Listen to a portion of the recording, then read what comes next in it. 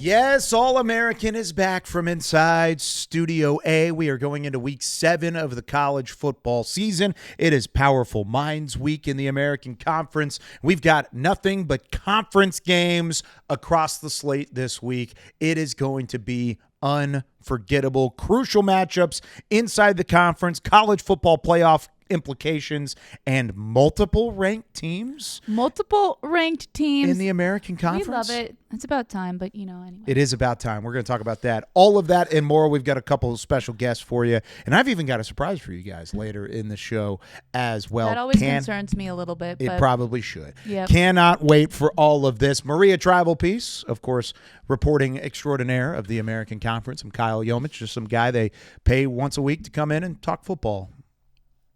That's it. That's just your. That's my title. All right, we'll go with that. What a week in the American. Take a look at that graphic. One of 3 conferences with 3 undefeated teams. Memphis, bowl eligible Memphis. Yeah. May I 6-0. First team in the country to be bowl eligible. Woo-hoo. The undefeated Midshipmen and the Mean Green of North Texas, who we are going to talk a lot about today. Yeah, I don't want to talk about the Big Ten and the SEC. Forget those. I didn't even mention those names. They've got like 45 teams in each of those leagues. The American takes care of business with what they've got, and they've got 3 teams that are all undefeated with some big games on the horizon as well. Here's a look at the overall standings entering week 7 of the college football slate. Everybody has now played a conference game, which is always fun to look at. Everybody's played at least one, and now you get into the sole part of the season where it is only conference play. And every week we're going to see some shifting and moving in these conference ranks, including Navy up there at the top with a 3-0 record already. Well, 3-0, 5-0 on the year. They have a matchup with Temple coming up this week. I think that's going to be a closer game than maybe people anticipated coming into the season. Probably. The way that the Owls are playing. And so, I don't know. I'm excited. I think that the road to the college football playoff starts here because I think the American has so many good teams. They're so competitive. They did what they needed to do in that non-conference play. So these conference games become even more important because now these teams have to fight each other out to get that spot. And I think the group of 5 has already shown that the American is the elite conference whenever it comes to that group of teams that's fighting for that final automatic bid whenever it comes to the college football playoff. And so when you look at the American Conference and teams like Memphis, Navy, North Texas, throwing South Florida, throwing Tulane in there, don't forget about those 2 who both have 1 loss. As long as you have just 1 loss or no loss on the season, you feel like the American Conference champion will get into the college football playoff. And all of that continues starting this week, and we've got some fun ones. We mentioned Memphis. We mentioned the Tigers. We always like to say the Tigers are lurking. It's hard to be lurking when you're 6-0 for the first time in 10 seasons. Their 12th straight year of being bowl eligible. First team in the country to be 6-0.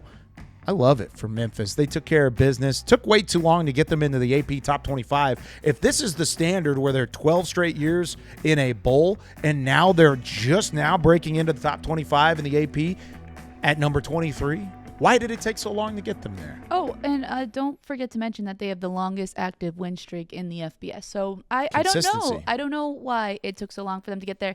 The fact of the matter is they are there now. They head into a bye week. But let's talk about how they even arrived to this 6-0 record. They had to beat Tulsa this week. And honestly, Kyle, they just dominated throughout this entire game. Absolutely. And give credit to the offensive line for this Memphis Tigers squad. We talked about them last week, but I just want to start it off by talking about them again. They had all day to throw with Brendan Lewis behind the line of scrimmage. Tulsa had no pressure. Remember, we've talked about Tulsa on this show plenty of times. I think Tulsa is a different squad this year, but Memphis just showed that they are a step and a half ahead of where Tulsa is as a contender in the conference. Memphis was able to run the ball effectively. They were able to throw it downfield quite a bit, opened up the floodgates at the end of the first half with back-to-back touchdowns, and then all of a sudden it took 58 seconds for them to have a deflected interception. Lewis took it in himself. It was 28-7 Tigers leading into the half of that matchup, and all of it just comes down to the wire for a 45-7 win for the Memphis Tigers. A couple big things in this matchup. 2 scores marked the quickest back-to-back touchdowns for the Tigers since their Arkansas State game back in 2023. So they were moving at the end of that second quarter, and the defense played a big part in that. Well, I think Ryan Silverfield even mentioned the way that they played so quickly offensively, especially those two plays that you mentioned. But another thing for me was the defense stepping up in those big moments. I think they had the takeaways. They did a really good job of putting pressure on the Tulsa offense. And I think overall they did what they were predicted to do, right? It's one of those games where you don't want to get stuck. They are the better team than Tulsa here in this scenario, so they need to get this win and head into the bye week. Now, I think there are maybe a couple things that they could have cleaned up. I know Ryan Silverfield talked about it in his press conference. He wants to see them do a couple different things better, but I think overall they puts them in a really good spot as they head into a week where they can – you're never really decompressing in season, but you're getting healthy. You're getting those guys in the training room that need to, and I think – they're continuing this narrative like, hey, we're a good football team. You have to pay attention to us. Yeah, and it's kind of funny. I was watching the film of this matchup. I watched a little bit of it live. I saw the incredible grab that was just one-handed back of the end zone. I watched that part live. The rest of the game I had to go back and watch later. And when I was looking at the All-22, I thought the same thing. I was like, this isn't completely clean. It's going to look clean in the stat sheet. It's going to look clean on the scoreboard. It was a good win, don't get me wrong. Beating a team like Tulsa, who's already got a Power 4 win under their belt, 45-7 is significant. But I think we're all starting to learn what it means to have the Brendan Lewis experience. Ooh. Whenever you talk about the ups and the downs, his stat line looked fine. His stat line was 23 of 30 passing, 266 yards, 3 touchdowns, and a rushing touchdown to add along with it. He had 67 yards on the ground as well, but he's going to make incredible plays. He is so talented that he will make the jaw-dropping plays, but he's also going to make some mistakes too. He's going to make some tough throws. There was one throw early in the game, first interception that he had. It was a bad route by the receiver. It was a comeback route, just kind of lollygagged, and Elijah Green, the corner from Tulsa, jumped underneath it, and a good corner is going to jump that route all day, every day, especially whenever it was telegraphed to him the way that Brendan Lewis had it. The second interception was just a boneheaded throw, plain and simple. He threw it into triple coverage. It was 3rd down and 6. It looked like they were on the edge of field goal range, but there was no opening in that play. He just chucked it up like it was a Hail Mary at the end of the half. Why throw that ball? It was 14-7. They were leading. They were driving. If you don't throw that ball, even if you take a sack, that was the one time Tulsa really had pressure on Lewis. You take that sack, you at least have a chance at a field goal. If not, you get a chance in no man's land to go for it on 4th down. He didn't give his team a chance to fight on 4th down. And if his defense doesn't force the turnovers that they did very quickly after that, I think it could have really hurt this Memphis team overall. And instead of a 45-7 game, it would really look like maybe a multi-score game one way or the other, because he played well the rest of it. You can't make those mistakes against good teams and expect to win the way that they have been winning. It's going to be a tougher challenge as the season goes on, and that's what Coach Silverfield echoed in his post-game sentiment. So I was watching it saying there are things they've got to clean up, and then he goes, yeah, we've got things we got to clean up. I was like, all right, sweet. We're seeing the same thing here whenever it comes to Coach Silverfield. This is an uberly talented team. They are the favorites in my eyes in the American Conference. They have every piece of it, every piece of the puzzle that you need to win this conference. Just got to clean it up in the bye week, recharge a little bit, and see what they can do going into the last half of the year, because pretty much every other game from here on out is going to be a conference shifting type of game moving forward for the Memphis Tigers. And you saw them slip up last year, and that's why they weren't even competing for a conference title last year, because they lose that game early to Navy. So I think that when Coach Silverfield says that there's some things that they need to clean up, he's going to be incredibly adamant with his team to kind of not warn, but just say, hey, this is what happened last year. This is what can't happen again this year. And I think if they go back to the drawing board, they clean those little things up, they're going to be in a really good position. Bye week, then they get UAB on the road, South Florida at home, then they get Rice, then they get Tulane at home, then it's East Carolina on the road, another bye week on November 22nd, and then you go back home to face Navy. So you get 3 of those top teams, South Florida, Tulane, Navy, 3 of the 5 teams in the conference outside, or 3 of the 4 teams outside of the conference, when you take Memphis out of the fold, that would be contending for a college football playoff spot, and you get them all 3 at home, as we outlined a week ago. This is a crucial bye week, because that stretch of 5 straight games is going to decide how we look at this Memphis Tigers team when it's all said and done. And I think that this is a perfect time for them to have that bye, get set, and then they can head into what becomes a gauntlet second half of the season for them. Navy was their only loss last year. Let's talk about the Navy midshipmen and what they did in the first game of the journey to the Commander-in-Chief's trophy. They're 5-0 in back-to-back seasons for the first time since 78-79. First back-to-back wins over Air Force since 2012 and 2013. This was a classic Commander-in-Chief trophy matchup just from the jump. Neither team is going to quit. I give Air Force a lot of credit. They controlled the line of scrimmage on offense. They allowed for both of their playmakers on the offensive side, quarterback Liam Sarka, who I thought played an exceptional football game, and then their tight end, Bruin Fleischman. Oof. What a great name. Bruin Fleischman to go off in this matchup, and both of them made big plays, kept it in it. But, man, Navy, it took a little bit for them to take off. It took a little bit for them to, I mean, they're playing Air Force. Navy has jets too.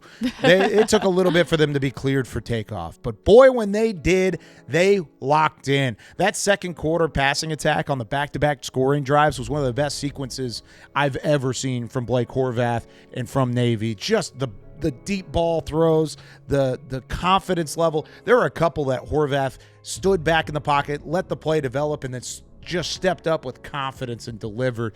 I had so much fun watching the all-22 of Eli Heidenreich going off, Blake Horvath doing his thing. The pure dime that he drops here, that's an NFL caliber throw over the top of coverage where everybody's looking at Eli Heidenreich. Doesn't matter. They're still going to end up with a touchdown. Navy is still just as powerful as they have been in the past. Well, I think for me, the thing that was so exciting about this is you think about a Commander-in-Chief matchup, right? And then you assume that both teams are going to run the football, and we know that Navy does that. But with this true chronic offense, the way that they throw the football and the way that Blake Horvath fits perfectly into this offense is what's so exciting to watch. And I think that especially these two teams have been playing each other forever, right? They know what the other one's going to do. They could probably game plan for it in their sleep. And so the fact that Drew Chronic says, yeah, you think that you know what we're going to do. You know what we're going to do instead? Throw the football more than we really ever have before. And when you have somebody like Blake Horvath and you have somebody like Eli Heidenreich, it makes it a lot easier. And I think that was ultimately the difference maker in this game because Air Force played well, right? And I think that the Navy offense just fired in the passing game not unlike they have because they've been able to do it under Drew Chronic, but unlike Navy teams in the past have. Yeah, this is a different animal when this guy is throwing the football. And you could tell they've had conversations on a national stage. I heard the ESPN College Game Day crew talking about Blake Horvath the other day. Horvath for Heisman. He is getting that type of love, and he had another game like it in this one. Only 6 incompletions, but 4 total touchdowns. He was Offensive Player of the Week for a reason. I think when it comes to Blake Horvath, he is hitting his prime at the right time. And all of this is being said going into a matchup against Temple, which they should be favored, despite Temple playing very well, and we'll talk about the Owls here in a moment. Then you get a bye week, then you get Florida Atlantic, and then their next biggest test on the horizon is a 3-game stretch at North Texas, at Notre Dame, and then you got South Florida at home. Back to back to back. Those are 3 tough ones. The month of November is what Navy's got circled. That's going to have to be their month to make an impact because there's a really good chance they're going to be 7-0 going into November. And then there's a really good chance that they can either make the college football playoff with their play in November or see their hopes for that and an American Conference title diminish over the course of 3 weeks. So it's all about building up to that point, and I think they've got a chance to do that this week against Temple. And I think one thing that they learned from last year was to take it one game at a time, and I know it's complete coach speak, but I think you saw them last year. They jump out to the 6-0 start, and then they lose to Notre Dame, if I'm getting this correct in my head, and then that's where they faltered and stumbled a little bit. They pick it back up and beat Army in the Army-Navy game, but I think all of those seniors, like the Blake Horvaths, the Eli Heidenreichs, they remember what that felt like, and so they're going to try to take this one game at a time. If Horvath can stay healthy, that's going to put them in a good that was position. A big part that was a big part of the stumble, right? Year. He got hurt. So if he can stay healthy, if they can take it one game at a time, they can still be successful in November, but they got to worry about Temple first. I've got some keys for that game. You do? Yep, I Hit do. me with them. How about this? Navy, I'm looking at a way to clean up the big play. Air Force struck a couple times with the big play, and I mentioned their big tight end that made an impact. What was his name one more time? Peter Clark. That was Bruin, one of my... you're talking about... Bruin Fleischman had some big play. But since you bring up Peter Clark, the tight end from Temple, he's their leading receiver. He's had a really big impact, and he's really good in the red zone, has picked up the blocking element as well from a tight end standpoint, but I'm really worried about him as a receiver if I'm Navy, because you just saw a tight end go for big-time yardage and have a significant impact from Air Force. That's really the first time this year you've been tested by the big tight end. You're going to get tested again this week by Temple in that same fashion. So be able to cover tight ends, whether that's the linebackers, whether that's a safety, find a better way to do that this week than you did against Air Force, and then try and slow that down and avoid the big play. They can limit mobile quarterbacks. They've done it all year long. They weren't able to do it against Air Force. Get back to what you do there, limit the tight end, and all of a sudden I think if that defense from Navy clicks, I have no problem with the offense on Navy. I think Navy's offense is firing on all cylinders. They're one of the best offenses in the country, in my opinion.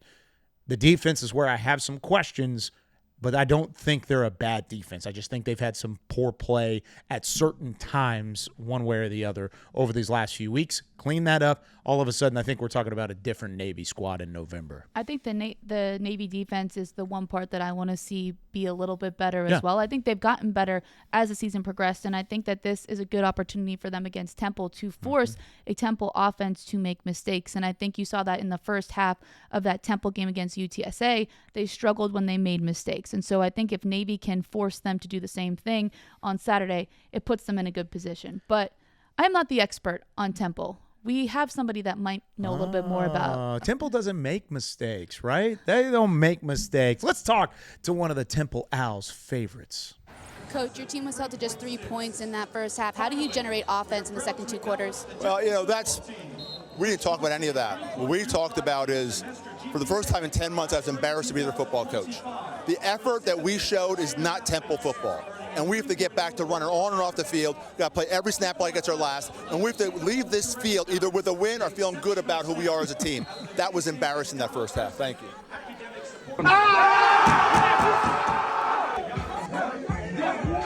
Look at those dance moves. Oh, my goodness, Kyle, I want to see you be able to do that as well. No, I can't do that. I can't have a halftime interview like that either. I mean, both were so exciting in this game. And to talk more about the game, we're going to welcome in the voice of the Temple Owls, Kevin Copp. Kevin, can you dance like Casey Keeler? I'm just wondering.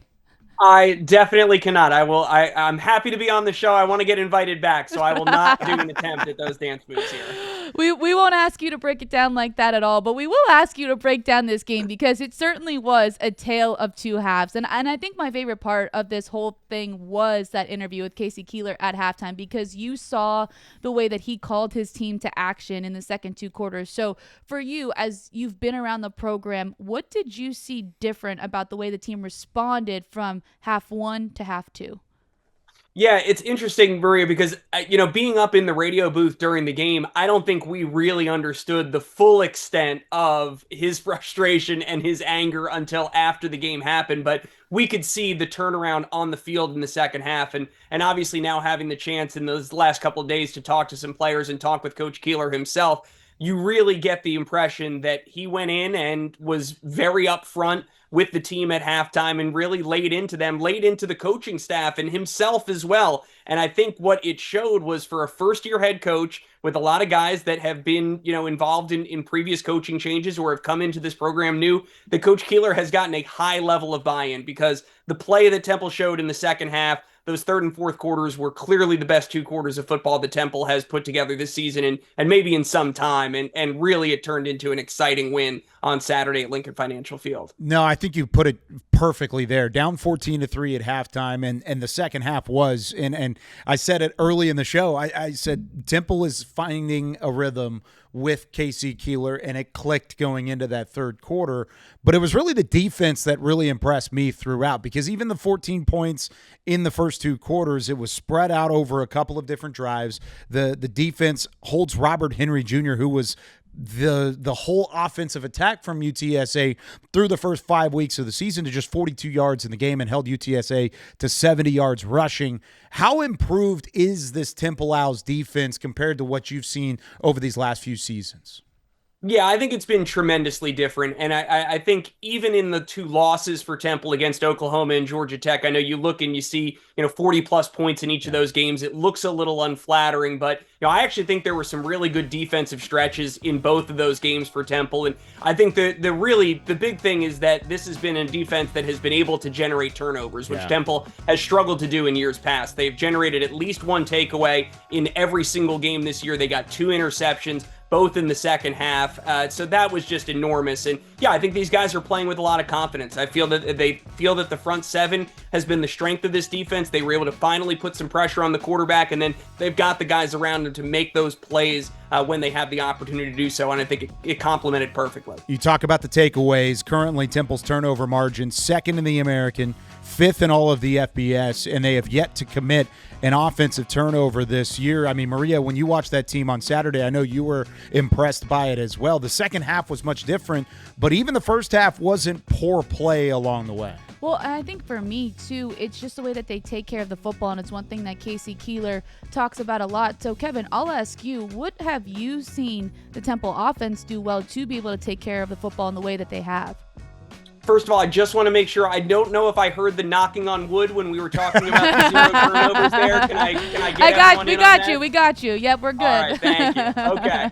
Well, I think it starts with Evan Simon, quarterback, 5th-year senior. He's been in this program since prior to the coaching change, and it was a quarterback battle going into this year under Casey Keeler, and Evan Simon has won that position, I think, in part because he has done such a great job protecting the ball and distributing it around. This offense has so many different looks. Tyler Walker is the offensive coordinator, came from Montana State, where he had the #1 offense at the FCS level last year. And Evan is, I think, the perfect avatar for that. He gets a bunch of different guys involved. He's very smart. He does not make bad decisions, does not force things. And I think you see the team slowly building confidence around him, and you're starting to see the results go along with that. So yeah, I think it begins with the turnovers. Obviously that's a big part of it, but the fact that so many different guys are getting a look, that Temple has been able to establish the run better than they have in the past few seasons. I think all of those things combined, it just gives you so many more options when it comes to the offensive end of things. A superstitious play-by-play announcer,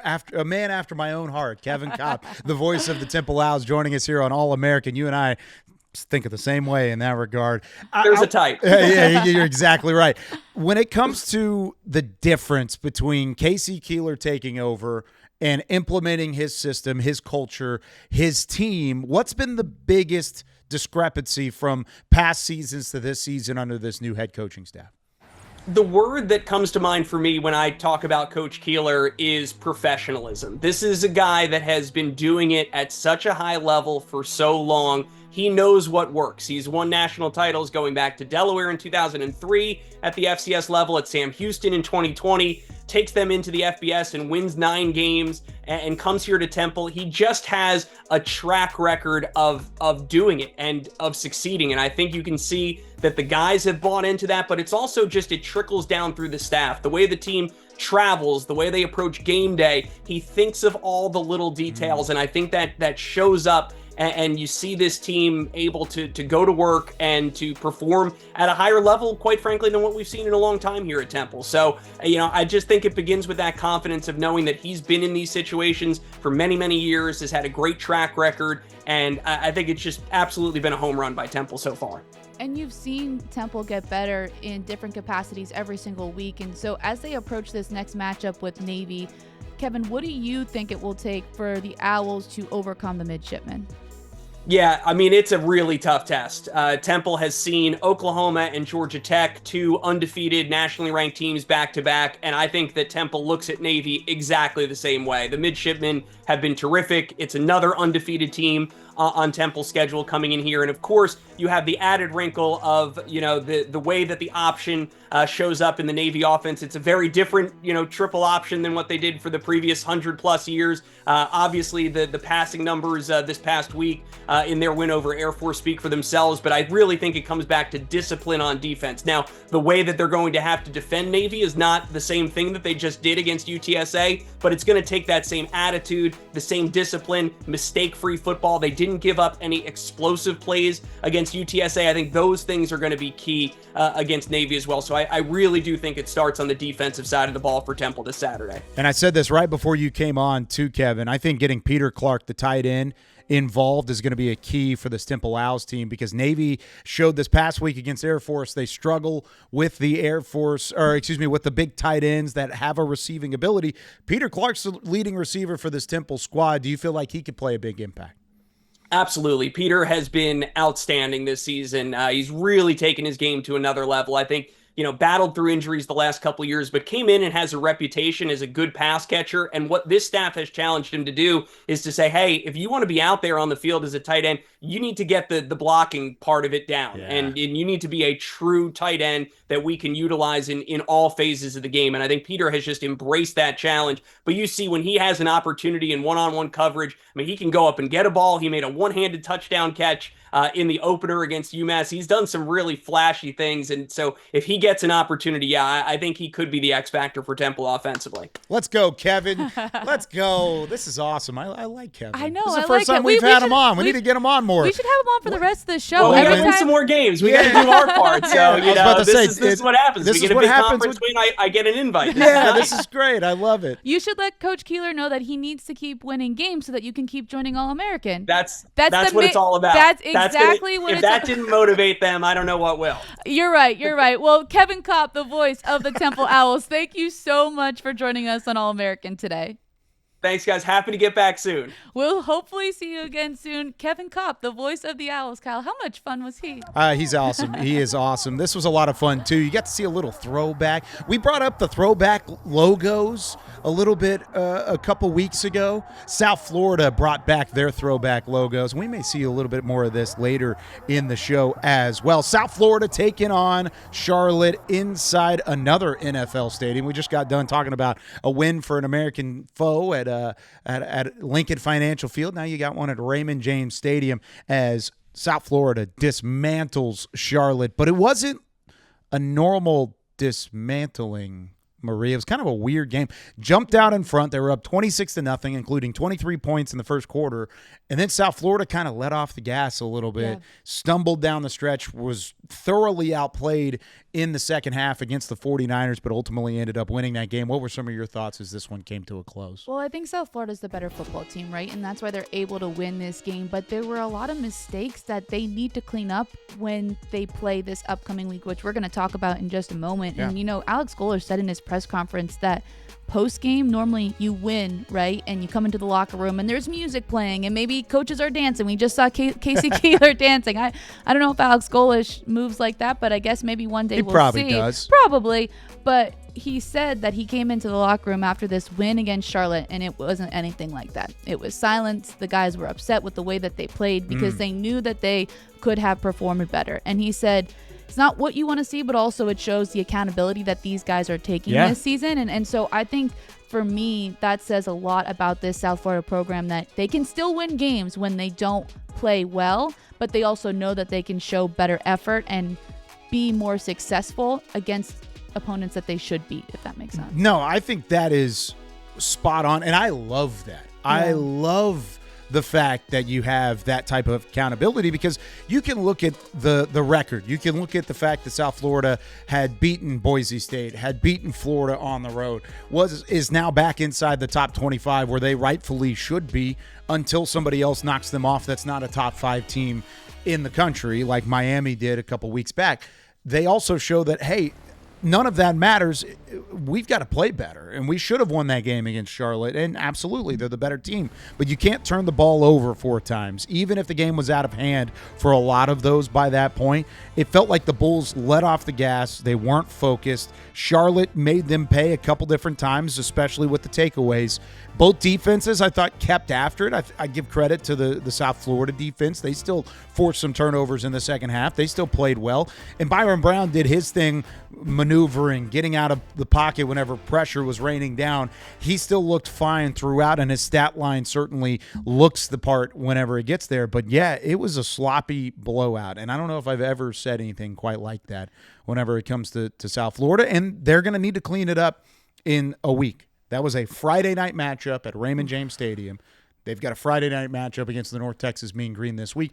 It really is it's not a short turnaround, but this has a chance to be the best group of 5 game of the season. And I think it has been the best one that's been on the slate throughout. Well, I think that knowing how both these teams were performing, that they were on a collision course for this to be the exciting matchup that everybody is kind of hyping it up to be. And so I think that South Florida knows that. I think that North Texas knows that. And so I think the Bulls are taking that matchup against Charlotte. They're going to figure out what went wrong, what were some of those mistakes, how do they clean them up, and I think it's a quick turnaround. They're immediately focused on North Texas because this is the game that everyone should be watching on Friday night because it is 2 of the top teams in the American. I would argue, South Florida's in the top 25. I think North Texas is knocking on the door. Absolutely. So 2 of the top teams in the country are going to face off on a Friday night in Denton with teams that haven't been in this type of success in a little bit of time. And so that adds even more of an element to it. And I know that I'm fired up and you're pretty excited about this. Yeah, I'm fired up about it. As a North Texas grad, I just wanted to be very clear that I am wearing my American hat today. I'm being a professional here. You're like me right now. You just want everybody to have fun. I want everybody to have fun. Everybody to have fun. But it is going to be an incredible environment. North Texas has already sold out all of the bottom bowl tickets. They've got the black uniforms that they're going to bring onto center stage, national television. It is a beautiful look. And the blackout has been a point of contingency among North Texas fans this week. And a lot of people are saying, oh, they're the Mean Green. Why are they not having green on their uniforms in a game such as this? And I say, blah, to all of that. Wait, can these you do look that incredible. one more time? Go back. No, these look so good. These uniforms are some of the best that I've ever seen. So much so that I found one of these from the North Texas Athletic Department this week. This is the coolest looking helmet you could possibly ever wear in a matchup like this where the winner is going to be in the top 25. You are fighting for a top 25 poll. Both of these teams cannot afford a loss if they hope to be in the college football playoff conversation.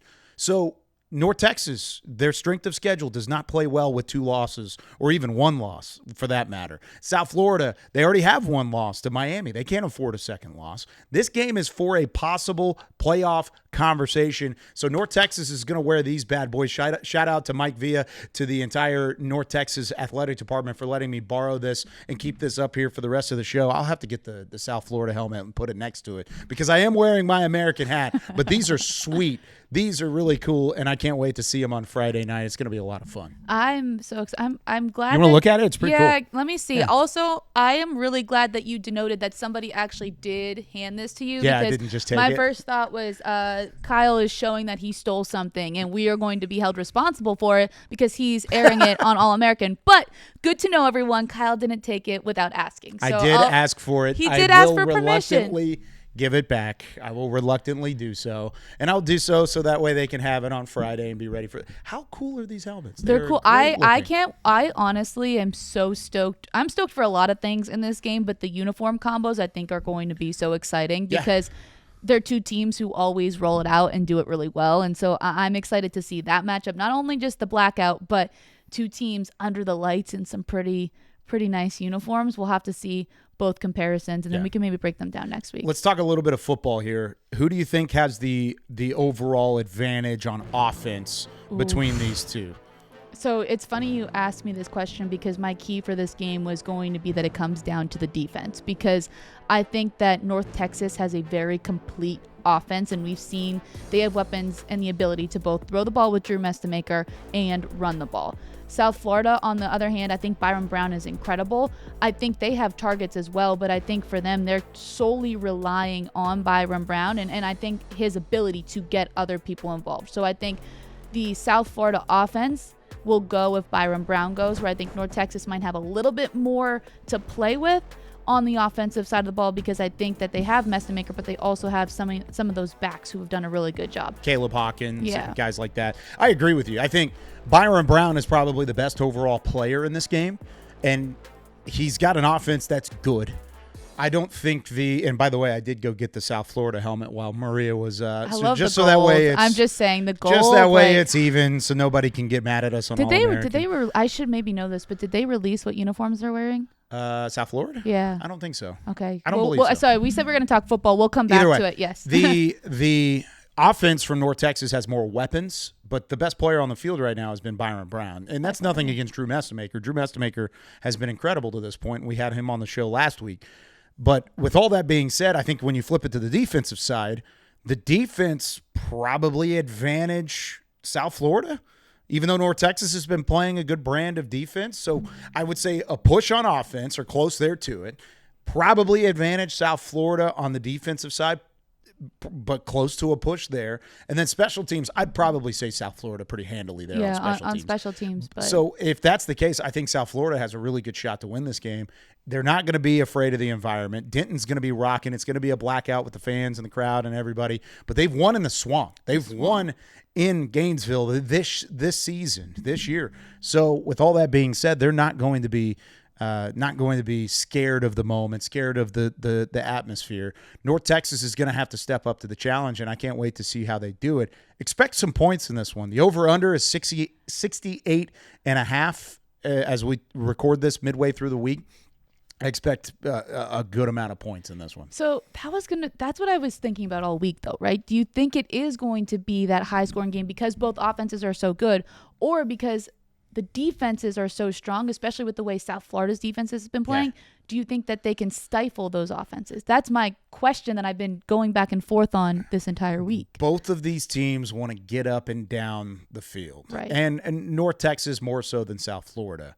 I think even if it is going to be tightly contested from a defensive standpoint in the first half, I expect that to go by the wayside in the second half. I think teams are going to wear down these defenses one way or the other. I expect it to be a high-scoring, high-octane, really fun football game from the jump.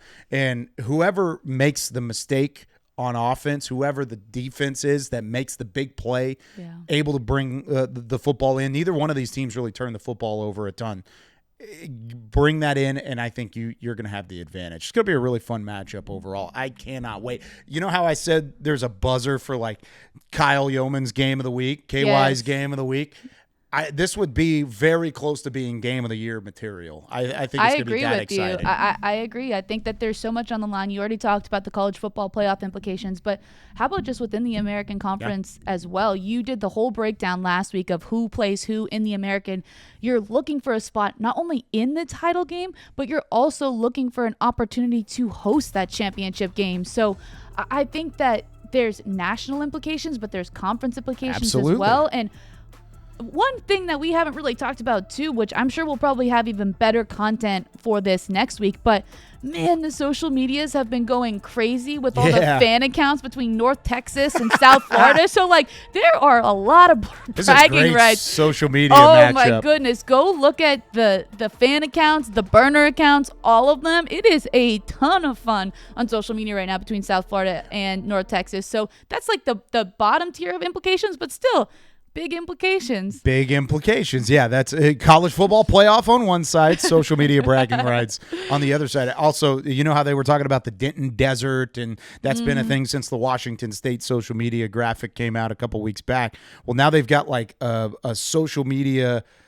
profile picture, and it's an eagle with like night vision goggles because it's going to be Friday Night Lights in Denton. So he's still in the middle of the Denton Desert, but this eagle with like a cowboy hat has like night vision goggles. And all these South Florida accounts, I've seen a couple of them online, say that's the coolest thing I've ever seen. Kudos to you guys on the week. So like even they're giving some props to one another. I can't wait. It's going to be a fun one. I love it. Well, all right, let's move on to a battle of the Owls. Florida Atlantic taking down Rice.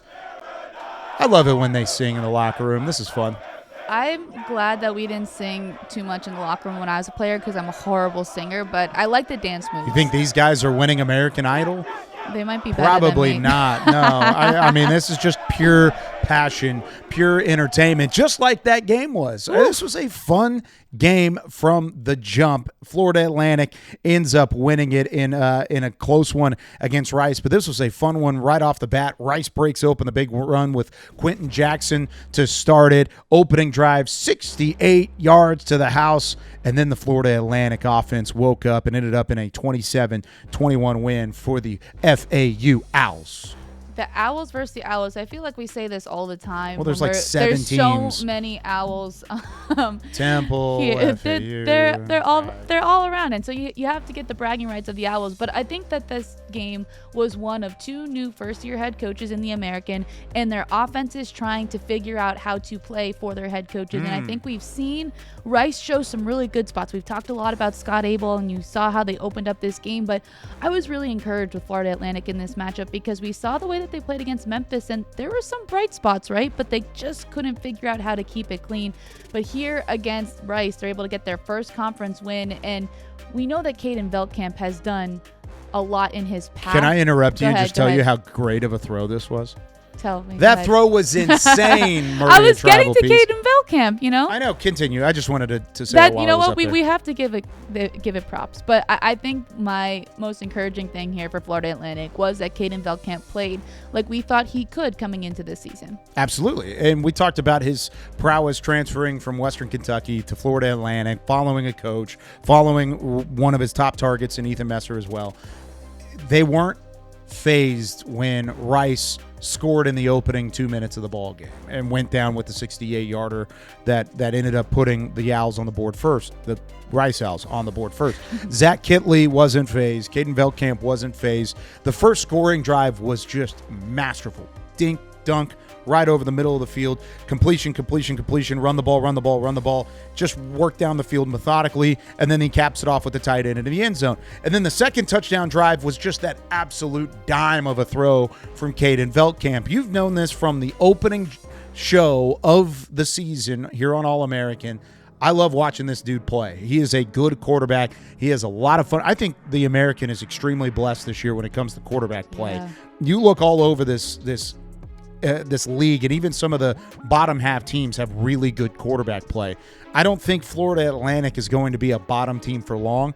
They're still trying to find their footing, still trying to get their rhythm back. They're 2-3 overall, 1-1 in the American. They've got a matchup next week against UAB. All of this moving in the right direction, and I think this game was a very good benchmark for what it was. And I want to give credit to the defensive side too. They held Scott Abel's Rice Owls, a team that is really one of the top rushing offenses in the country, to their second lowest rushing total of the year. That shows me you're moving in the right direction, not even on just the offensive side of the ball, but to allow just 21 points on the road and keep them to their second lowest rushing total. Those are all good boxes to check for Coach Kitley moving into that UAB matchup this week. And when you look at the way that the defense played this week for you, how do they continue to improve, especially in that matchup against UAB? Well, it's a different style, right? You're going to go from the option in Rice where they're going to run the ball. Now you're going to see Jalen Kitna throw the ball 45 times coming up this weekend. So I think you need to be ready to force the turnovers. We talked about Kitna before. He's a great quarterback, but he's also going to try and be overconfident in his arm talent. He'll try and fit it in some tight windows, and you're going to have a chance to have a couple of mistakes on his end. If you can force a couple mistakes, continue to stop the run the way that they have, UAB's rushing attack hasn't jumped off the page this year. You should be okay there. But just know what you're going to do and know that you're going to have a different style of offense against you this week, and I think they'll have some success. This is going to be a fun matchup. 2 good quarterbacks who have not been consistently helped around them. Kitna on the UAB side, Florida Atlantic with Caden Veldkamp coming off of a win for FAU. This is a fun matchup when you look at the numbers back and forth, and I think it's a big one for both of these squads if they want to remain competitive whenever it comes to bowl eligibility talks. Well, you said how South Florida and North Texas is going to be a high-scoring game. I anticipate this one to be an incredibly high-scoring game as well for me, because I just think the way that both of these quarterbacks throw the ball, if they are effective, if they don't turn the ball over, I think that the advantage is to each of these offenses, because both UAB, I know we just talked about Florida Atlantic's defense playing better, but both UAB and Florida Atlantic have struggled a little bit on the defensive side of the ball. And so I think if whatever team gets their quarterback going and is the most effective is going to be the team that has the advantage in this matchup. 68.5 was this matchup down here, this North Texas UAB, Florida Atlantic UAB, or North Texas, South Florida. Florida Atlantic UAB is 69.5, so 1 point higher on the Vegas over-under odds, at least at this point in time. So, yeah, they're going to put up some points, and I think that'll be the case. I think that this game is going to be less scoring than that game will be, in my opinion. We'll circle back next week. Team that picked up a victory that was much needed. They needed it. Much needed. The Army Black Knights beating UAB. Looked like they were starting to get in maybe a bit of a rhythm. Cale Helms looked better than he has in a couple in weeks past, and so I think this is something that Army really needed. Oh, they needed this like I don't even know. I don't even know the metaphor quite yet. I think when it comes to the two quarterback set, I don't love it, but one thing I do like about it, I've always been against two quarterbacks. If you have two quarterbacks, you actually have none. I'm a very big believer in this. But when you have a chance to ride the hot hand at quarterback like they have with both of these guys, because Dwayne Coleman led an 18-play drive, one of the longest drives of the season for Army, ended up in a touchdown, opened the scoring, and then you bring in junior quarterback Cale Helms, and he comes in off the bench to provide a spark, and they end up putting up 3 rushing touchdowns. He had a team-high 81 yards on the ground. He was able to step back and throw it a little bit, too. Ride the hot hand, I guess. If you don't know who your true starting quarterback is going to be, just see what happens, throw him out there. If it's good for one drive, keep him out there. If it's good for another drive, keep him out there. If not, make a switch. And I think you've seen that. After going into halftime up by 3, I'm sure there was a little bit of conversation between that Army Black Knights locker room saying, we need something to happen, and they figured it out. You go into the second half, they outscore UAB 21-7, outgained UAB 247-103, and went 3 for 4 on fourth down conversion attempts. Got defensive stops on 4 or fewer plays into a drive on 4 separate occasions. That means you're doing things the right way. And Army got back to what they do best in the second half, and that is just out-physical the opponent on the opposite side, and it results in a much-needed American Conference win. They needed the victory, and they needed to try to figure out how they're going to establish consistency, and I think that this win and now their next opponent gives them an opportunity to do so. Yeah. And I think the thing that stood out for me, too, with Army was that their defense played a little bit more like that Army defense we saw last year, where they were, as you said, a bit more physical. They just looked like they had things more figured out than we've seen so far this season. So it was more cohesive. It was, and I think there's cohesion. Yeah, we're working on cohesive. It. Cohesive is probably the more right way. Yeah, whatever. Yeah. We talk for a living. Yeah, the words are hard sometimes. Yeah, cool. Anyway, the next opponent that they have is Charlotte, and I think this is another opportunity for Army to continue to establish some of that consistency and pick up another victory. Absolutely. Charlotte, we just talked about how they fared earlier in the week, and if there was one team that's probably happy to see Army's style of offense, it's probably Charlotte, even though they did play poorly against Rice in a similar scheme earlier in the year when they also faced the option. But Army's the better team on paper across the board. I mean, look at the rankings. Yards per game. Oh, my goodness. That's 100 rankings different. 4th on the offensive side for rushing offense, and then rushing defense on the opposite side. Charlotte's done seeing the high-flying offenses, but they haven't been able to stop the run, and if you're going to play Army, what is one thing you're going to need to do? You have to stop the run. Got to stop the run, Maria. So I don't know how Charlotte's going to fare in this matchup. They're a little down right now. I think they're still trying to piece it all together. They can catch Army sleeping, but I don't think Army's going to be asleep for the rest of the year. I don't think they will either. I think Army is trying to get into a rhythm, as we said, and I think this is their opportunity to do so.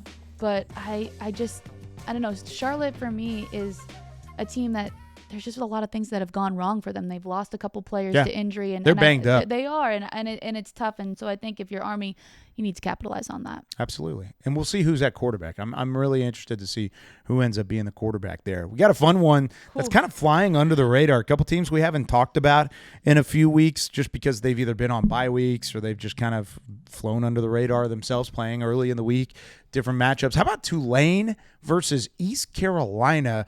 Two of the better quarterbacks in the conference, but they're two very different style of quarterbacks. You've got pocket passer Caden Hauser, who's going to dink and dunk and throw it over the top and show off the arm talent, get you in trouble a couple times, as we've mentioned multiple times on this show. And then you've got the dual threat spark plug of a quarterback, and Jake Retzlaff on the opposite side, who's going to make some mistakes, but boy, is he fun when he gets his legs rolling. He's got that dual threat ability that's a little bit different than what Hauser brings. And I think this is one of those matchups that, as you said, under the radar. I think this could be one of the best American Conference matchups this year. And because of this North Texas South Florida game. Should I go get these helmets too? You're really getting your steps in. We kind of need a background for some other stuff later on.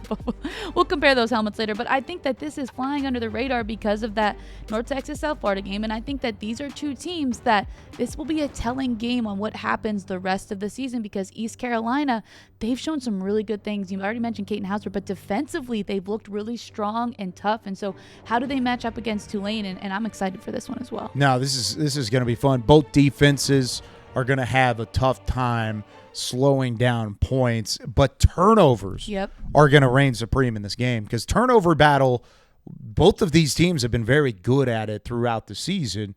Whoever forces the most turnovers, or the majority of the turnovers in this game, I think is going to win the game.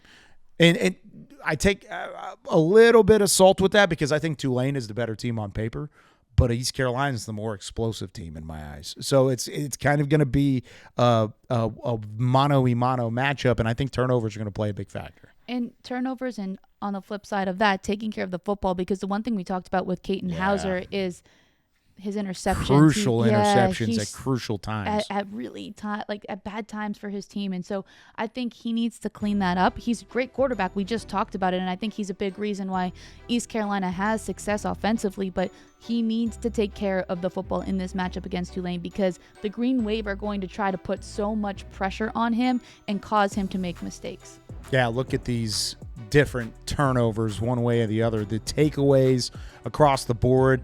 The only problem is that East Carolina has been giving those takeaways back at different times, and the turnover margin suffers a bit in that regard. Another preview to take a look at as we move on down the ranks in this Week 7 matchup for the American Conference. How about UTSA and Rice in a different mindset?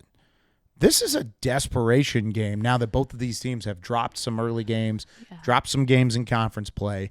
Rice was firing on all cylinders, 3-1, off to a strong start. Their only loss to a really good Houston team out of the Big 12. And then UTSA at the moment is just trying to keep their train on the tracks, it seems like, after that loss and the come-from-behind victory for the Temple Owls this past weekend. My question is to you is, what is the next step for UTSA? How do they figure it out and click? Because McCown played well. Owen McCown played well in the first half. Robert Henry has been a dude all year long, and then he's finally stopped in Week 6. Where do you start if you're UTSA? I think for me, the key for them is that they need to have both of those things working at the same time, because we talked a lot about how Owen McCown struggled a little bit this year. We saw how good he could be last season. And so, especially in that first half of that Temple game, he looked really good. He was efficient. He was completing his passes. He looked like the old McCown that we saw last year. And Robert Henry and his stats just speak for themselves. He runs the ball so incredibly well. But when one of them is taken away, then it seems like the offense can't do anything. So I think that I want to see McCown and Henry firing both at the same time. And I think offensively that will at least help. But they just haven't been able to both be good in the same games. Yeah. And if you piece it together, I don't know a defense that's going to have any level of slowing that down, because once you can find the balance, then you can find the success and stretch a defense and figure all those things out. I think if you're Rice, you look on the other side, this is a team that's actually been pretty decent whenever it comes up against offenses like this, and has been able to stop the run at times. The big play has really come back to bite Rice a number of times. You saw it against Florida Atlantic. You saw it in another one of their losses early in the year against Houston. The big play was a big problem for the Rice Owls. If you can let your defense get after Robert Henry Jr. early in this game, I think all of a sudden you're chances of winning go through the roof just by slowing him down. And then if you're UTSA, I agree with you. You got to find some level of balance. You've got to use Henry, but use Henry as much as it does to help set up Owen McCown and kind of piece both of those things together down the stretch. And I think it'll really come down to who can figure out the consistency faster and who can remain consistent throughout the game, because we just talked about Rice starting off with that explosive play early in their last matchup. And so UTSA, same thing. They had a really good first half of they're up 14-3. The defense looked really good in the first half too. We haven't even talked too much about the Roadrunners defense. And so I think my key for this game is who will be consistent throughout the entirety of the game and solve those issues that were problems last week for them. It's going to be a fun one to watch, a little Lone Star showdown per se. One of a ton of games across the American. No non-conference games this week. It is all conference play to start. Memphis and Tulsa are off this week. Memphis at 6-0, as we mentioned earlier. All right, if you had to name your top 3 matchups in order, which would it be? Oh, okay, that makes it really hard. It is. The great part is those two that are on the top of the page, East Carolina and Tulane, South Florida and North Texas, they're on different days. So we can watch great football on Thursday with East Carolina and Tulane. Sports Center will be there with Matt Berry. Nice. And then we'll watch South Florida and North Texas on Friday. My third game I'm picking, I like that Navy-Temple matchup. Okay. Navy's still undefeated. Temple is flying high after a come-from-behind victory. I like that one. I'm going to say number 1 by far is South Florida at North Texas, right. And I'm so excited about that matchup on Friday. I know we're all trying to make a trip out there to the Denton Desert and have some fun at Dacu Stadium. I can't wait. Yeah. Remain hydrated. That's going to be blast. I'd say number 2 is East Carolina at Tulane. And then I'm going to say the desperation factor of Rice at UTSA. Okay. On ESPNU, it's a nationally televised game, Saturday night in the Alamo Dome. I'm going to say that's the third one on my list, even though I do really like the Navy-Temple aspect of that matchup and what could be of it. And I think everybody should watch every game because we love American Conference football, and we're going to break it all down. We had a chance, though, to catch up with somebody who had a great performance against a non-conference opponent. Against Air Force, Eli Heidenreich set some records this week for Navy. Preveiw rolling right. He's got a man open. Heidenreich deep is there. He's got it. He's got to score again. Eli Heidenreich.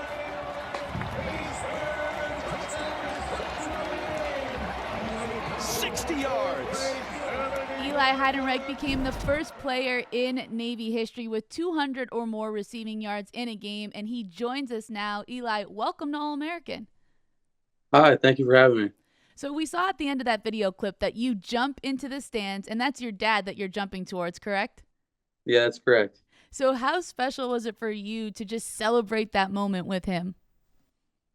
Yeah, it was a really special moment for me and my family. Kind of earlier in the game, I heard him, and he was with some of his buddies. They were in that kind of corner of the end zone, and I heard them. They were yelling out for me and kind of maybe chirping the other team just a little bit. But I knew they were in that general area.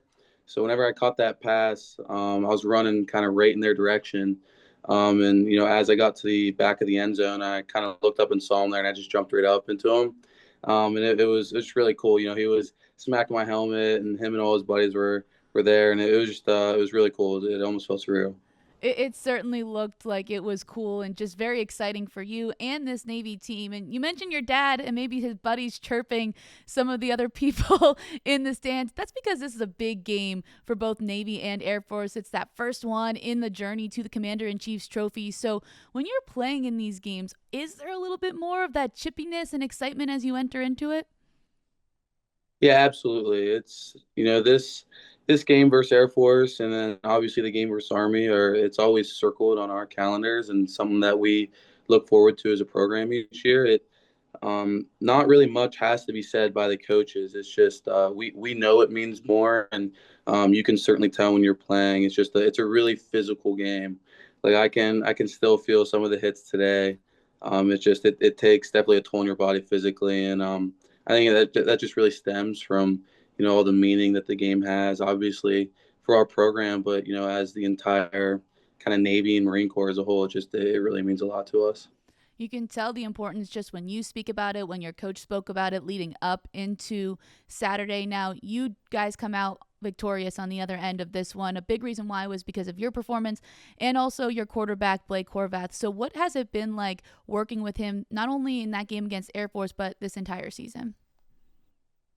Yeah, he's one of my best friends, and I've had the chance, spend a lot of time with him, both on and off the field, kind of building this relationship with him for a long time.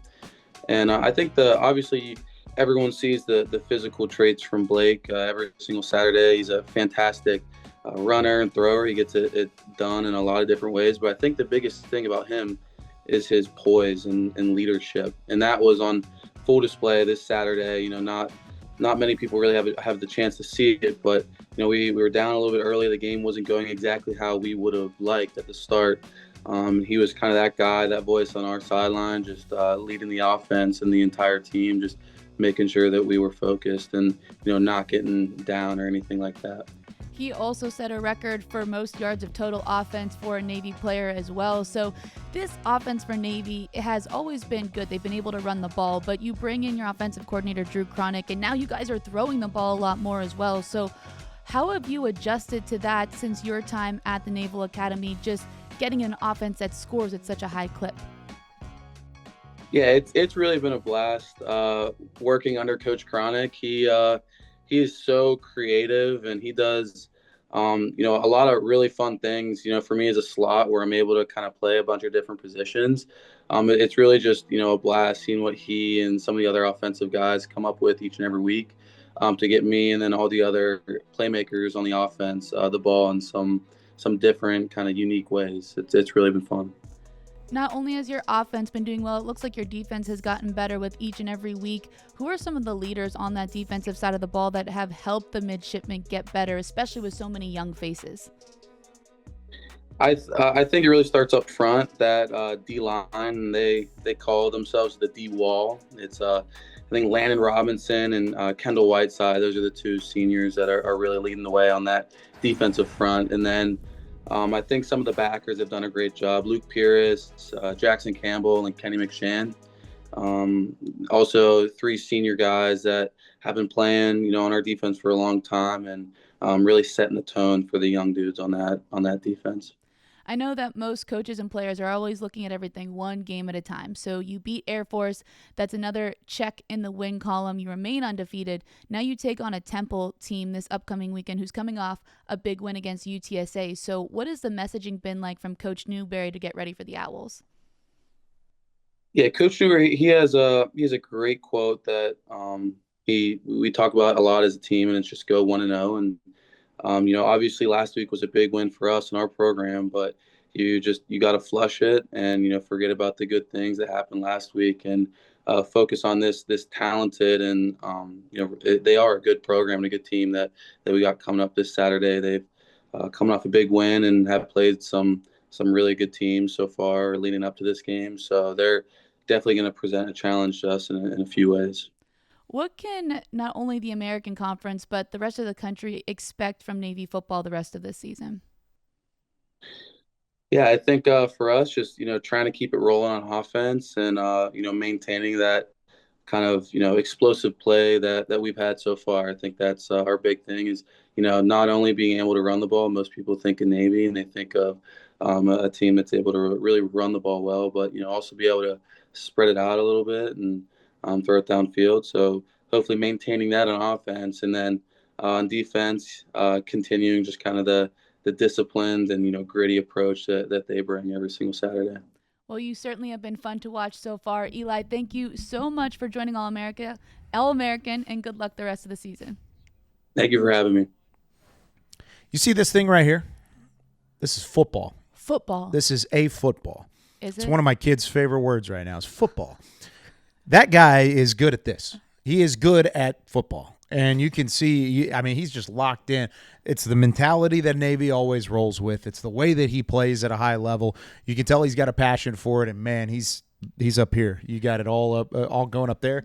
And he's good at this. Good at football. Good at football. Can we just circle back to the fact that your kids' words. That's their favorite words. All three of them. them. When I brought this helmet home just to bring it up here, I left it on the counter, and this morning when they woke up, they all like ran in there as we were getting ready for breakfast, and my daughter was looking up and pointing at the helmet on the counter and was saying, "Football, football." It was awesome. I took a video of it. That's like a really proud dad moment. Heck yeah! Are you kidding me? We want Noelle to work in sports. We're going to manifest that right now. We need more women in sports. We're glad that Kyle is teaching them from, how old are they again? They're 19 months now. 19 months. Wow. Yeah. Okay. Football. Yeah. Football. They've got good mentors to learn from, like Maria Trivelpiece. They won't. You know what's kind of sad though when I think about it?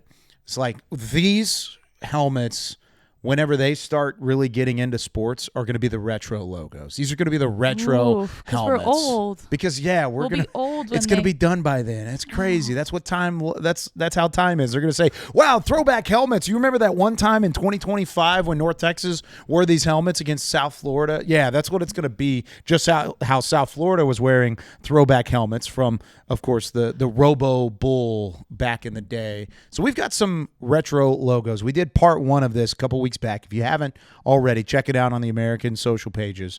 But we've got part 2. You ready for this? Part 2. Let's do it. We're going to rank them. Ooh. New or old? Definitely new, because the old one scares me a little bit. Like that pirate is definitely in my nightmares. It's like the man that breaks into my home at night. I'm going to reveal something here, which I think is maybe impartial, maybe not. I don't know. I think East Carolina's logo currently is a top 5 logo in collegiate athletics. I love the East Carolina logo. I'm a big fan. And I'm going to go with the current one here. Give me the current logo. Moving on. What do we got next? Oh, I'm going retro. The sweater, the Rice sweater. I know. The Rice R is classic. It looks great. If it was just on a baseball hat. Yeah. And remember when they were great at baseball and they had just had this logo for a little bit?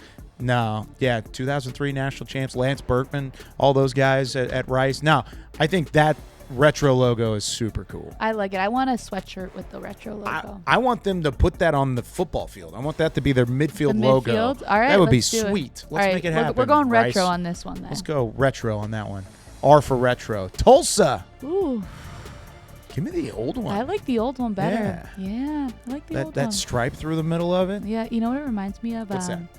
Fruit roll-ups. You know, like the sugary ones, like they're 3 colors. They're really delicious. The Tulsa fruit roll-ups. Who would have known? UTSA. Old, retro. Is that even really that old of a logo, though? That's probably what? UTSA didn't really do anything sports-wise until, late, right? I don't know. I don't remember. But, yeah, give me the old one. I like the old one. I like the retro Running Roadrunner. New. You really? New. Yeah, that shocker also will haunt me in my nightmares. I was about to say, that one's probably scary a little bit. That one's scary. With the sickle? Yeah, no. It's pretty legit, though. Yeah, no. I'm not going to lie. I want the new one. I'm too scared of the last one. Yeah, give me the new one. It's just a good-looking logo. And there we go. Ooh. There's that Robo Bull. I like the old one. I kind of like the old one. Yeah, and it looked good on the field. It looked good on the helmets this past week. It looked good. They ended up with a big-time win. Yeah, I like it. Give me the old logo. One more. What do we got this week? The Temple Owls. Oh, you know what? The T is great. It's a classic. But, they're owls. Look at I like it. Give me the old logo. Old one. Retro logo. Retro. I went a lot of new logos. I wonder what Kevin would think about this one. I know. We should have had my buddy Kevin. We should have asked Kevin about the old logo. I'm going to take it. Temple Owls. Retro logo. Retro logo. Good stuff. I love doing those. Those are fun. You get to kind of throw it back a little bit. Throws you back to the nostalgia.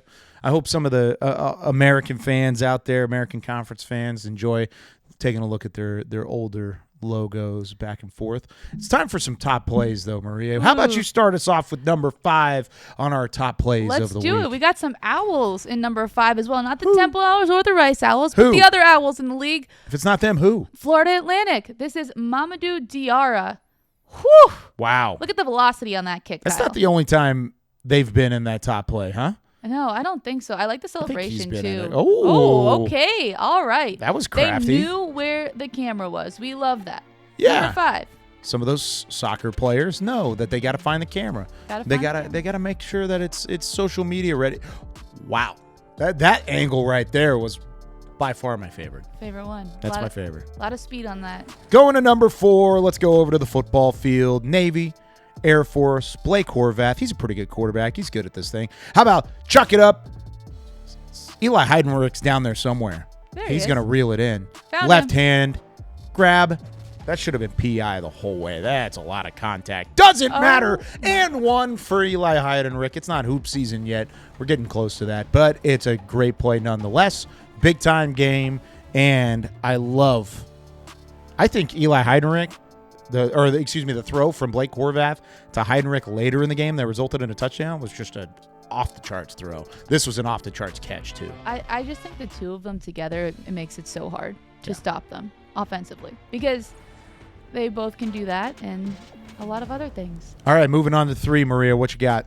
All right, Charlotte women's soccer. Oh. Okay. I've seen them before. Yeah, you called the play last week. I did. That one is Annabelle Wow. Walker, though. First collegiate goal. That's one way to do it. I was going to say, entering college with a bang there with that one. Whew. That Boom. soccer pitch looks like it's all muddy. Was it raining before this game? I don't know. We'll have to check. Yeah, I don't know. It doesn't matter. That thing was Annabelle flying. Walker was not fazed by that. Making goals rain. Absolutely. All right, number 2. More soccer. More soccer. More soccer. That means this must be really cool. Off a free kick, curl it in, top shelf, upper 90. How about Bozeman getting it done? Fabio Bozeman, pretty talented with the bend. Look at it from this angle. You got 5 people on that wall. You might want to add a 6th, and the 6th might want to be like 7 foot tall. Yeah, because that's the only way you're stopping it. I was like, a 6th person wouldn't even help in this scenario. Also, that is such a cool first name, Fabio. Fabio. Like, It's fabulous, Fabio. Yeah, Fabio. you have to be really good if your name's going to be Fabio. Absolutely. So it works You out gotta well. you got to be a dude, and he's obviously a dude. That was awesome. How about another dude in top play number 1? Okay. I don't think you'll argue with me on this one. Nope, I'm not arguing. Nope. Cortez Brayan, one-handed grab for Memphis. No, this play, I watched this play live, and as he made this grab, I physically felt my jaw hit the counter. Look at this.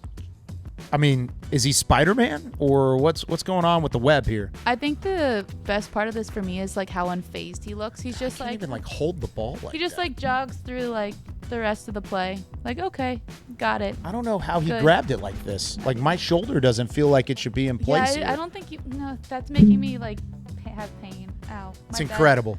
Anyway, top play number 1. That's an incredible play. Top play, very deserving.